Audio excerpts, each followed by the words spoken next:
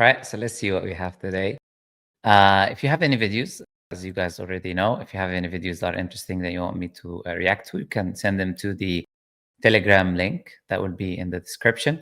As long as they're not, career Islamophobes and not long videos, just like 2 minutes, 3 minutes, 1 minute, something around that. Please send it to the Telegram link and I will have a look at it. And if it's interesting, then I'm going to comment on it. But today I wanted to comment on this very interesting, first few videos, but this very interesting video by this YouTuber in the UK. His name is Nico, I think.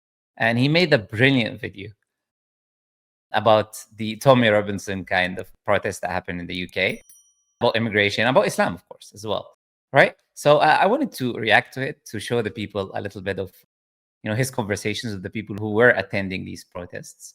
And let's comment on it from a Muslim perspective, because they talk about us, obviously, they talk about Muslims, and there is a huge amount of Muslims living in the UK. So let's see what these people who are protesting, what do they have to say about us as Muslims in the UK? Need to fuck off. Exactly, every single one of them. Every single fucking one of them. I think Islam should be banned. Oh, I agree with that. Now you're talking sense. Islam should be fucking banned. Yeah. Oh, fuck off. Who? So now, okay, so this is the first thing now. What do we see here? We see this lovely lady, to say the least. She's saying that all Muslims need to respectfully I'm not going to repeat her because the video is going to be full of insults like this. But she says Islam should be banned. And I really want to understand what goes on in the mind of these people when they say such a state. Imagine going to a Muslim, a random Muslim in the street, and then he says Christianity should be banned or Hinduism should be banned. What does that even mean? How do you ban a religion? What's more of an idiotic statement is that? So, okay, how are you going to implement that? So you're going to go to the government now, and then the government is going to release Islam is banned. What does that even mean? Like, Islam is a religion. But you have a scripture, the Quran, and you have the Hadith, the prophetic tradition. And then people will apply this religion in their life. Now, what do you mean it be banned? Do you mean to force the Muslims that are practicing their own religion and their own faith not to practice the religion and faith? Is that what you say? Or what do you mean? How do you, when you are entering the country, say, how many percent Islam are you before you enter the country? Oh, I'm 20% Islam, so we're going to ban you from entering the country. So these are the minds of the people. Look, and they're saying these things like it doesn't matter. Like they're saying it like this, like they're drinking water, like they're not saying anything wrong. And these are the people that go to protests like this. Of course, it's organized by Tommy Robinson, which is not even his real name, as all of you already know. It's a fake name out of 20 other fake names.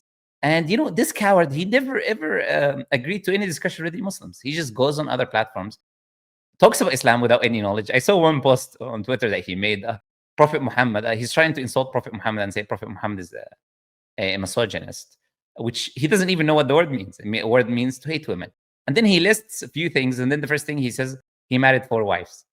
Of course, Prophet Muhammad married more than 4 wives. So the information, the basic information that a baby knows about Islam, he doesn't even know. And he's claimed to be an expert in Islam and wrote a book about it. But then he says Prophet Muhammad is a misogynist because he married multiple women. So Prophet Muhammad hates women. So he married more than 1 woman. But what kind of logic is that? So that's the type of individual that goes and really organizes these types of rallies. And these are the type of individuals that attend. And he comes and he talks about Islam. And he says to the people, oh, there's no racism here. There's no Islamophobia. They are, falsely accusing us of that. And you see people like this talking about Muslims in that way. If this is not Islamophobia, I don't even know what Islamophobia is. If you say ban Islam, if all of them, if that is not Islamophobia, then I don't know. I think we should remove this word from the dictionary. Anyways, let's continue seeing some of these clips and what these people have to say. I think there's 900 mosques in Leicester. Oh, absolutely outrageous. And how many blacks are there in Leicester? Black people. Oh, yeah, as in what? Oh, yeah, that's the word. Sorry. Yeah. There's millions of them. I'm so glad that you're using the right terminology as well. No, I'm speechless, honestly. What can I say about what this guy's saying? I'm like speechless. Like first says there's 900 mosques in Leicester, and it's only like 35 mosques in Leicester. This guy says there's 900 mosques in Leicester. Bro, what planet are you living on? And here's the problem. This is the type of misinformation these people are spreading. Then he asked him about black people, and then he instantly uses the N-word. Like, these people think it's cool to do that. He thinks now, oh, look how cool I am. Look how modern I am. You know, these are the type of people who are going to these protests. And again, they'll say, oh, they're falsely accusing us of being Islamophobes. They're falsely accusing us of being racist. But look at the language. Explicit. Look at the statements they're making. It's our streets and we're taking them back. No police fucking Muslims fucking. Yeah. What was There are that? Muslims in the place. Are all of them? MPs are Muslims. They're all of them, every I one. don't want them in here. Oh, All with the beers and going on and all that shit. And they're all fucking scummy. Are they? Yeah, I hate them all. You've just made a flipping discovery. They're all fucking Muslims. Fucking hate a lot of them, man. Oh, same, mate. I mean, I've got no problem with anyone. Yeah. I've got no problem with anyone. This man has cracked the code. So look at this person. Look at this person. He says, I've got no problem with anyone, right? I've got no issues with anyone. But if all of them, I look at this person with a big, huge belly walking with a beer, drinking alcohol. This is the typical dude that is walking in this protest. And if you look at around you in the camera, you see that most of them are like this. This is not just like a one-off situation. That this is what these people are in reality.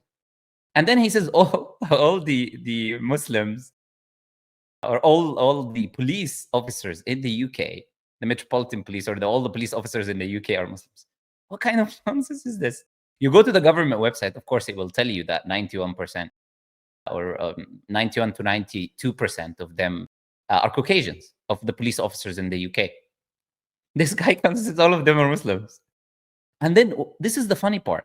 Let's compare. If it's true that a majority of the police force in the UK are Muslims, is that a bad thing or a good thing? He talks about their beard as if the beard has anything to do with being good or a bad person. So, okay, if they are actually the overwhelming majority of the police force, is that a good, positive thing or is it a bad thing? It's a positive thing. That means they are productive people in the society, contributing to the safety of individuals and protection of them. And they're actually offering their lives. So someone like you can continue drinking alcohol and grow his belly like he's a pregnant woman. So those Muslims are in the police force, protecting people, saving them and risking their lives. And you're coming over here, effing all of them and complaining. I'll just take the life jacket off and chuck them off a boat and swim. Yeah, but I get that. But obviously, you just said. So here he says, chuck them off the board. He's talking about the boats, right? So throw all the immigrants off the boats. But now look what he's about to say. You know, if you start, when you pay someone to shoot them all on the beach. Oh, wow. Yeah, but you don't get rid of the bodies. Yeah. You just keep shooting them after a couple of weeks. Yeah. There's hundreds of them. Take a picture, send it back home, and they'll think twice about coming back. Wow. True patriotism. I mean, like, what can I say at this point? Look at the mentality of these people. And they talk about Muslims, how barbaric they are, how they want to, like, unalive everyone. And look at what this guy's saying. Look at what these individuals are saying.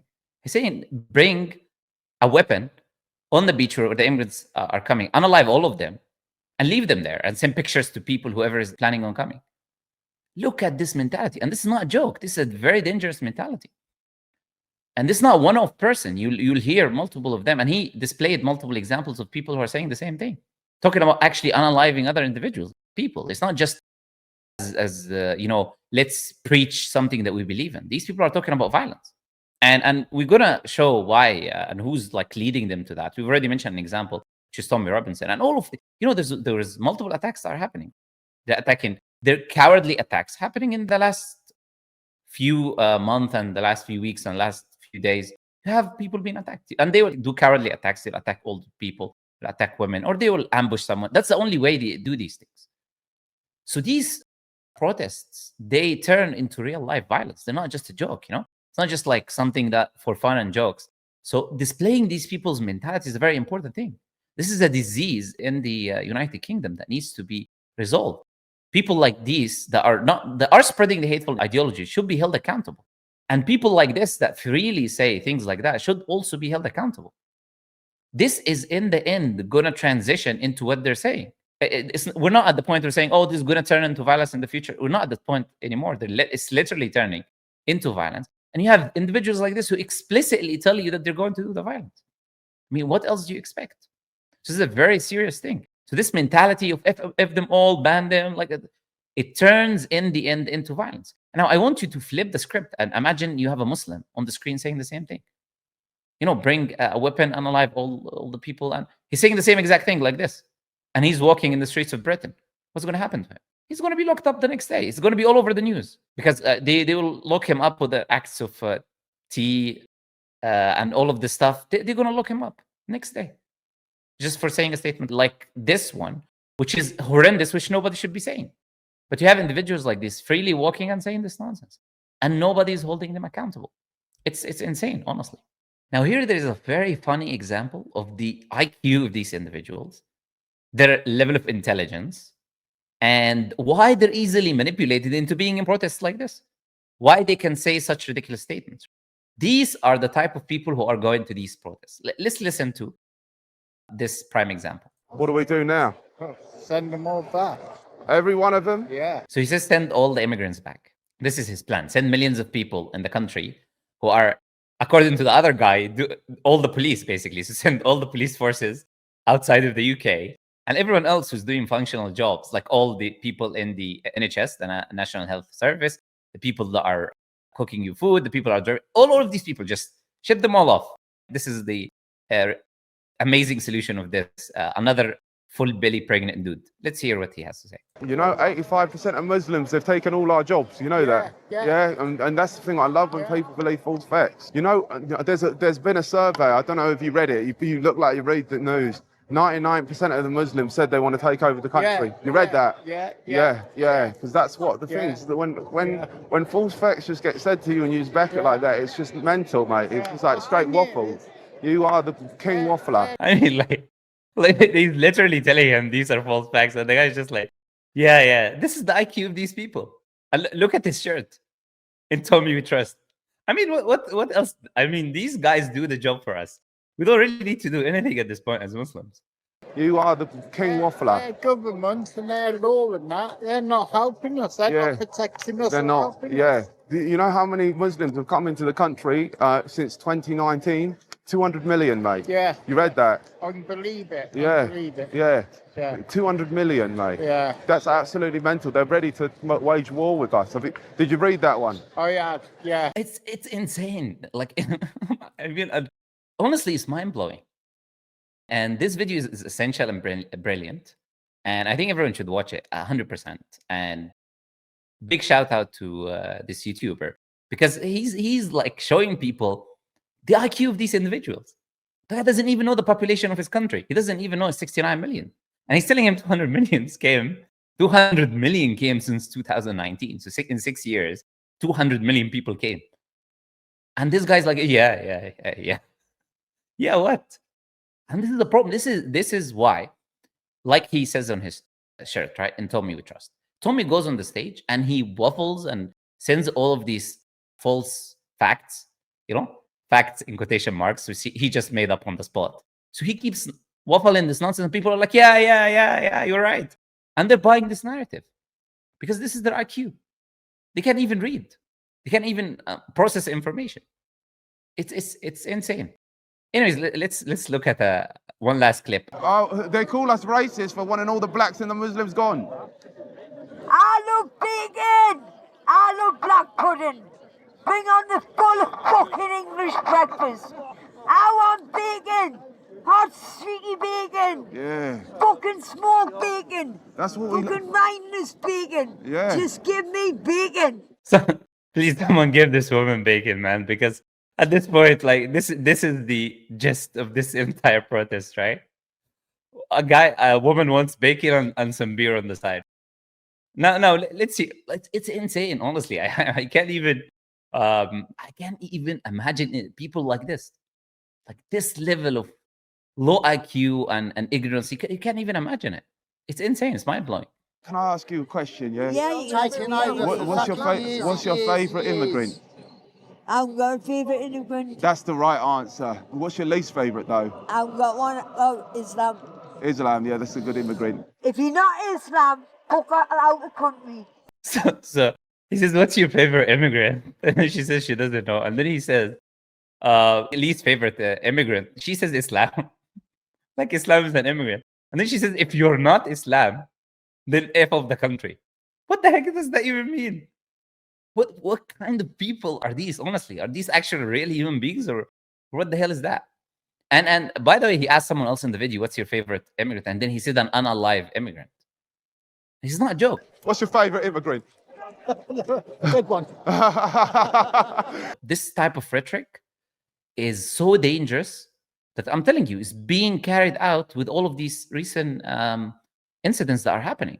So some action needs to take place. You cannot just allow people with this such dangerous mentality to continue. Every fucking pound, 76 pence out of every pound goes to Islamic hotels. How did you know all this stuff? Who teaches Because I you? watch everything. I'm very fucking knowledgeable. So wait, how many Muslims are there in the country? There's about 14,000. See, he asks her how many Muslims are in the country, and she says 14,000 Muslims. It's insane. They know nothing, basically. They don't know. They have no clue. They don't know. They don't even read their own stats of the country. You know, you have the UK census, which tells you the UK and Wales is 6.4%. I think it's the last census in the UK, the population of Muslims in the UK and Wales. They don't even read the stats. This is 14,000. And if they are 14,000, why are you complaining about them?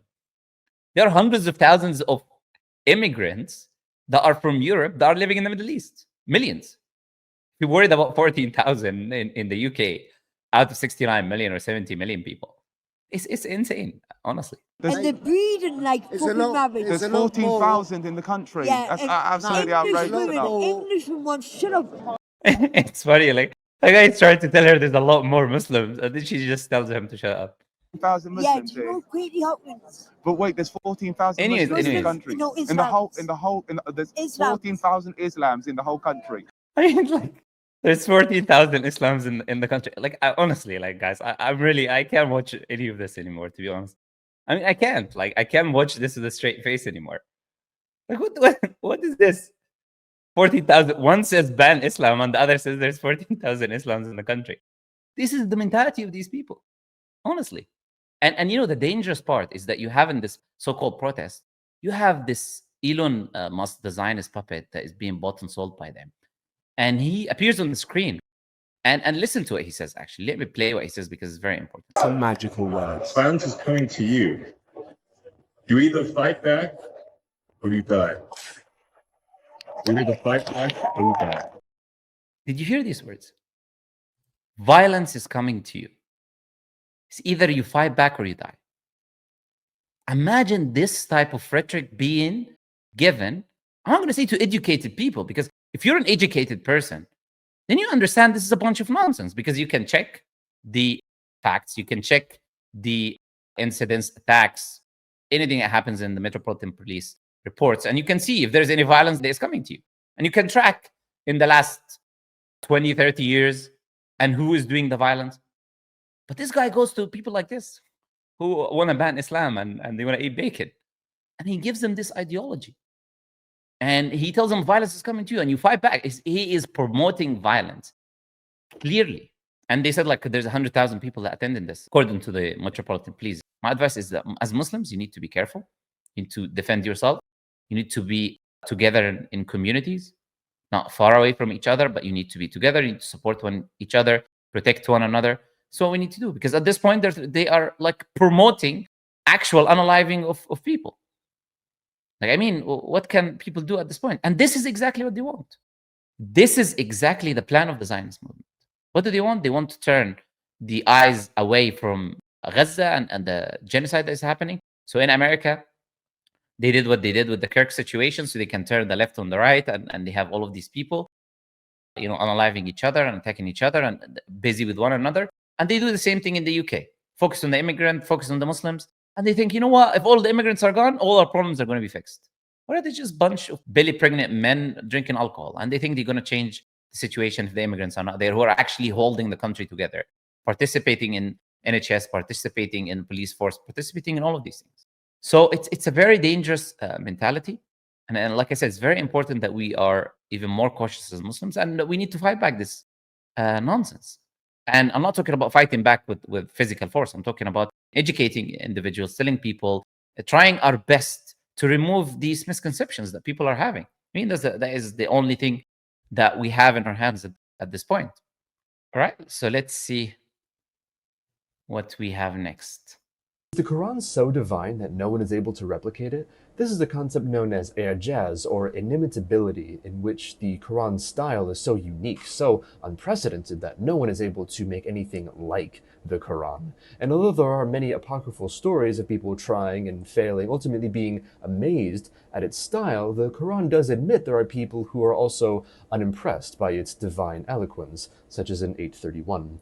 قد سمعنا لو نشاء لقلنا مثل هذا إن هذا إلا أساطير الأولين. Of course, the Quran disagrees, but that's all that ever can be, because any discussion about i'jaz is going to be an opinion-fueled one, where... Now, so, this is the thing. This person starts by saying, can the Quran be replicated? And this is where this person is like falling into all of this, false premise. He starts with the false premise. And because he starts with the false premise, I'm sure he's going to end up with a faulty conclusion. And just because he learned how to read a little bit of Arabic, which clearly he doesn't understand, he thinks that now he's an expert on the topic and he's going to teach us and tell us. And he calls the Quran, we heard the verses of the Quran. If we wish, we will say something like it. This is only Asian fairy tales. So they're not referring there to the composition of the Quran. They're not referring to the composition of the Quran. They are referring to the stories within the Quran. And the person who said this, if you go to the tafsir and the exegesis of the Quran, you'll see that they will tell you that this is in reference to someone who's called An-Nadr ibn al-Harith. He used to go to Persia, and he used to hear Persian stories, and then he came to the people and says, oh, you heard the stories of Prophet Muhammad, because the Quran has stories about previous prophets. He says, I can do the same thing, I can tell you. And then he tells them stories that he heard in Persia. He's not there talking about the miraculous composition of the Quran and bringing a similar composition to it. And now where this person falls short, where his whole argument kind of falls short, and the false premise that he starts with as well, on top of that, is he says the Quran cannot be replicated. Replicating is bringing something that is the same word for word. The Quran doesn't tell you that. Quran doesn't challenge you to copy it word for word. The Quran doesn't tell you to bring the same structure and give me the same structure with different words. The Quran doesn't tell you that. That's copying, my friend. That's plagiarism. Quran doesn't tell you to plagiarize it. That's not a challenge. Can bring a 10-year-old child and they can plagiarize the Quran. What's so unique about that? The Quran tells you to imitate it. Imitating and replicating is not the same thing. Imitating is to take the model of the Quran as an example and simulate it and bring something like it. Not to copy it word for word. So you are starting with two false premises. The false premise about the replication, not imitation. And like I said, I'm sure you're going to continue that false premise and make many blunders. The second thing you're doing is you're referring to a verse in the Quran that talks about stories. But even if it doesn't talk about stories, even if it talks about actually imitating the Quran, then where is the imitation? Produces the imitation of the Quran. Giving value judgments to different texts, and those value judgments are based off of our own subjective experiences. And so what the style of the Quran is, if there even is one style over the 23 years it was made, and what it means to imitate that style are also going to be opinions. Is it the words? Is it the grammar? Is it the order of the words? Is it the rhetorical force? You'll find that it's a meaningless discussion based off of people's own subjective view.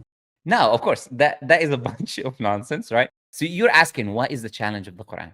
Go to someone who's educated, and he's going to teach you what the challenge of the Quran is. And he said, is it the words, is it the composition? It's all of that, of course. If I say, bring something like the Quran, imitate the Quran, then you have to look at the model of the Quran. So you investigate the Quran, you look at its usage, the words, the combination, you look at all of these things. And you take that as a model, and then you bring something like it. You simulate it, you bring something like it. Something unique of your own, not copying it, something like it. That is the challenge of the Quran. So what does that mean? In simple words for people like you, what does that mean? By the way, there are books written on that. And I mentioned the book before multiple times. It's called Al-Mu'jiza. إعادة قراءة الإعجاز اللغوي في القرآن الكريم. And it's available in the Arabic language that presents to you the objective methodology of what it means to imitate the challenge of the Quran. And it goes through the chapters and it shows you the miraculous parts, the miraculous usages in the chapter. And then it tells you this is what the challenge means. So part one explains to you what the challenge means. And part two is an actual implementation where it goes through the chapters and shows you how each chapter fits that objective methodology. Now, if you do not know what the challenge means, you can come and ask someone. It's a very simple thing, like I said. So what does it refer to when we say the challenge of the Quran? It refers to the words and terminology of the Quran. So for instance, the words used in the Quran introduces new words into the Arabic language that the Arabs did not know. But the Arabs understand. So it's new words added to the language that they haven't used before. It's Arabic words, new words that they haven't used before, but they completely understand. And I gave examples before, like the word al-alamin, which the Arabs never knew, which mean worlds, like multiple worlds or universes, or there's multiple meanings that are given by the exegetes, because like I said, it's a new word. But they understand they had the word alam, one world, but this word alamin, they never knew. So it introduces new words. It also introduces new usages for previous words that existed. And I'm going to give examples. So a word that already existed in the language, it had a meaning, but the Quran introduces a new usage for it. And this is in every chapter now, we're saying. It introduces a new, every chapter has multiple words like this, introduces a new usage for that word that have not been used in the language before, that the Arabs completely understand. So first thing is the words and terminology used in the Quran.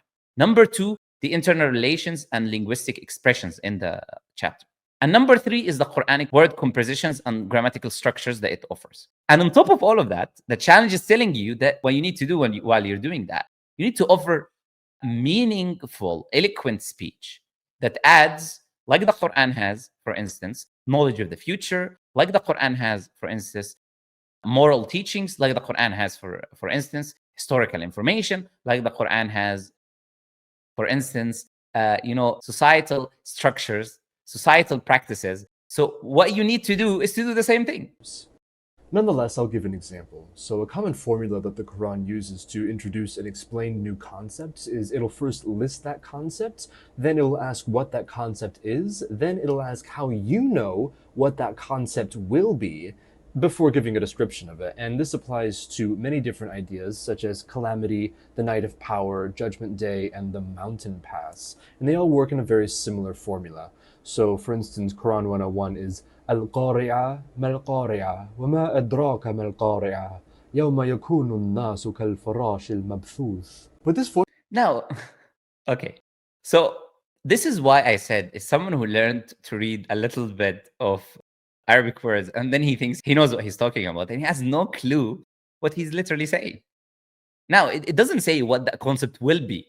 وَمَا أَدْرَاكَ مَا doesn't mean what that concept will be in the future. So nobody translates it in that way.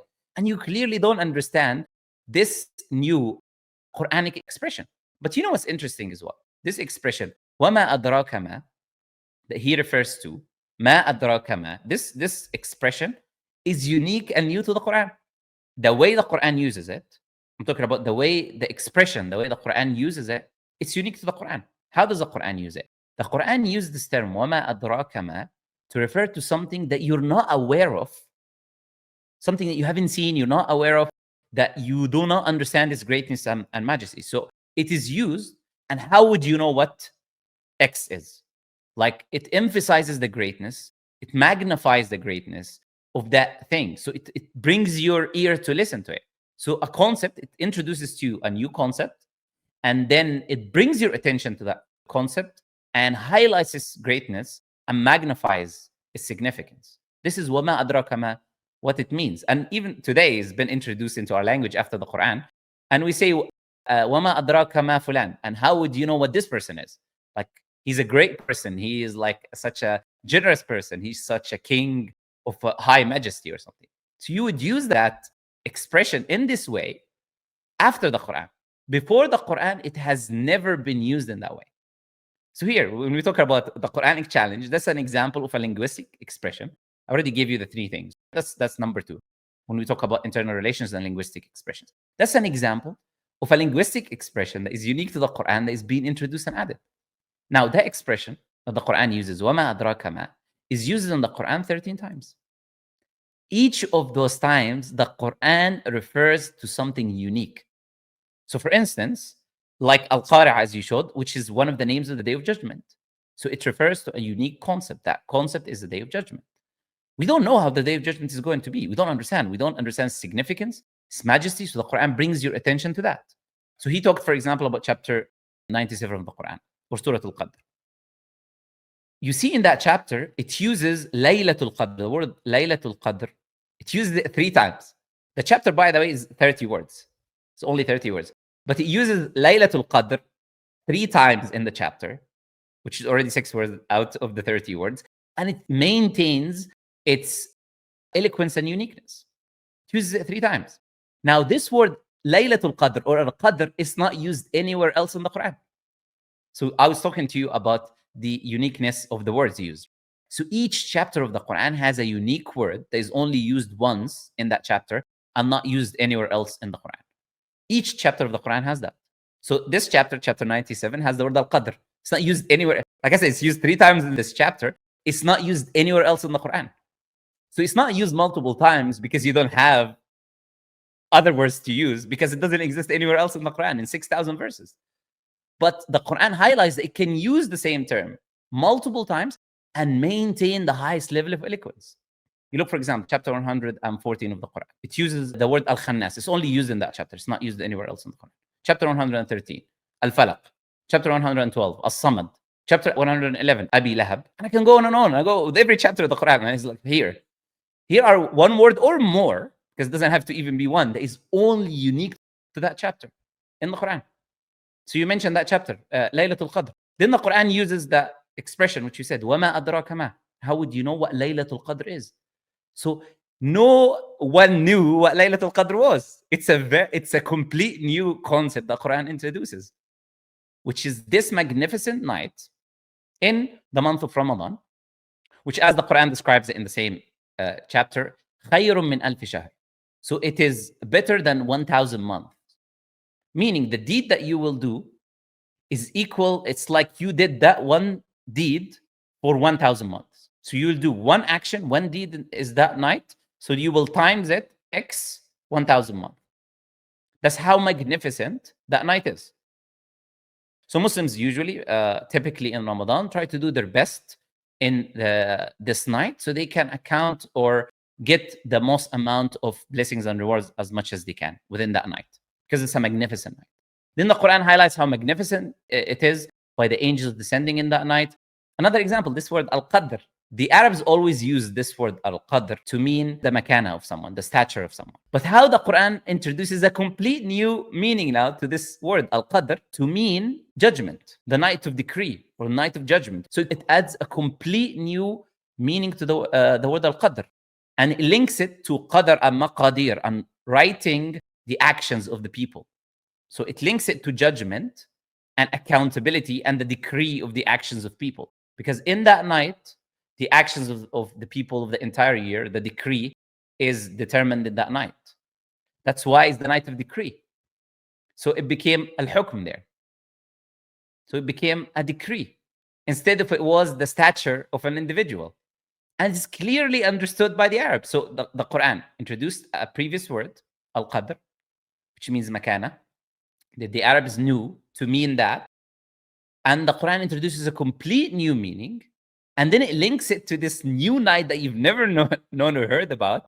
And then it introduces a new structure and linguistic expression, وَمَا أَدْرَاكَ مَا, to signify its importance. And all of that is in one verse. And then you get someone like this who doesn't understand anything, like I said, about the Arabic language, then comes and criticizes the concept. And how would you know what that concept is in the future? You don't even understand.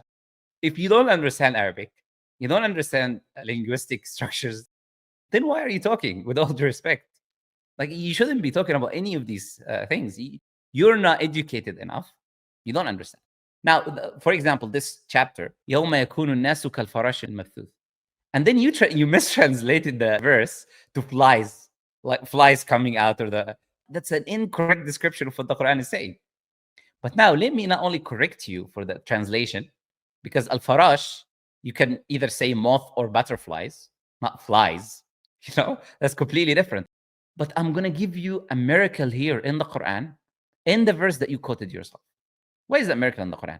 Allah says in the Quran, here He gives an example, that the human beings will be resurrected on the Day of Judgment, and they will be like those butterflies when they burst out, when they come out, when they're spread out, when they come out, when they burst out. So the Quran gives the specific description.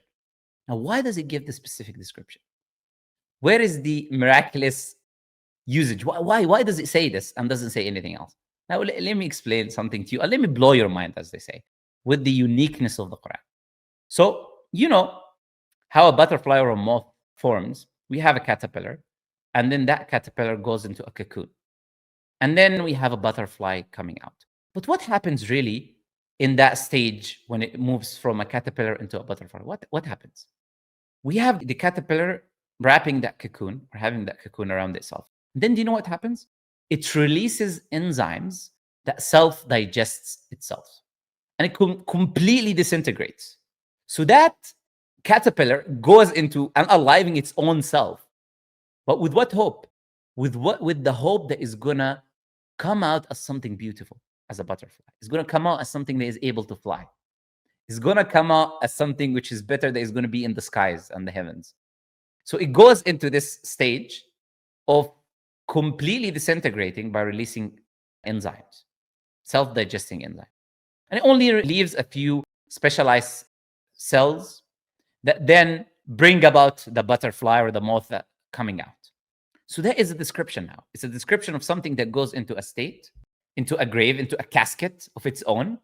And then when it goes into that grave or casket of its own and dies, it comes out again after completely disintegrating by releasing these self-destructive enzymes and leaving only a few specialized cells. Why does the Quran use that description for a human being? Because that same exact thing happens to the human being. Look at this miraculous description. Look at this Quran that you try to come and talk about with complete ignorance. So the human being, what happens when the human being goes to the grave?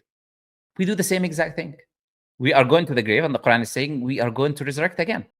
Now the human being goes to the grave, and the body releases enzymes that are self-digesting. It's the same exact thing. But it doesn't digest everything. It leaves the coccyx of the human being. The coccyx has the DNA, cell remains of the human beings. Remember, we said after the caterpillar completely disintegrates, it leaves these few specialized cells. The same thing is for the human being here.